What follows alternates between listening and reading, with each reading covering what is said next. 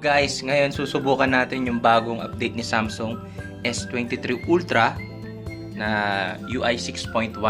So, para di na tayo mahirapan makipag-usap sa mga Arabo kasi minsan nauubusan ako ng Arabic no?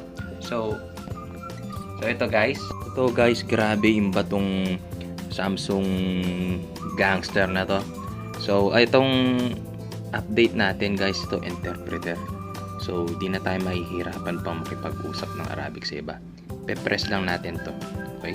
Pero tandaan nyo hindi ka magtatagalog kasi English dapat ng pagkakasabi mo. Tapos itututok mo lang to, maintindihan ka na ng kausap mo Arabo. Example. Hello, how are you? What are you doing today? مرحبا، كيف حالك؟ ماذا تفعل اليوم؟ So, language packages niya, meron tayong Chinese, English, India, English, India, yan. Hindi, in-install natin, susubukan natin yan. Japanese, Korean, Spanish. Ang pangis talaga ng AI, guys. Oh. Ang pangis. Chinese naman. Okay. Hello, how are you, my friend? 你好，你好吗，我的朋友？ Subukan natin tong hindi. Hello, brother, how are you? Subukan natin ulit. Hello, brother, how are you?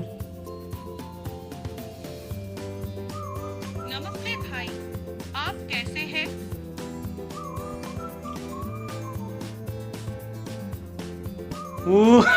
Ang bangis, no? Dina-download ko yung Chinese tsaka Hindi kasi tsaka Korea rin kasi alam mo naman yun yung mga nai-interact natin sa Pilipinas o dito. So, guys, yun. Ang bangis. So, ikaw na. You're the boss. You're the number one. You're the boss manager.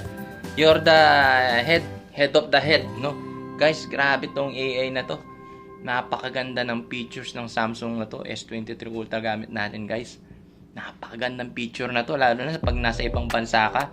Dun sa mga languages na available dun sa interpreter na yun. Naku, grabe yung technology ngayon. AI, ang galing mo. Samsung S23, number 1. Hindi tayo nagkamali, nag-change tayo ng Samsung, guys. Ang bangis.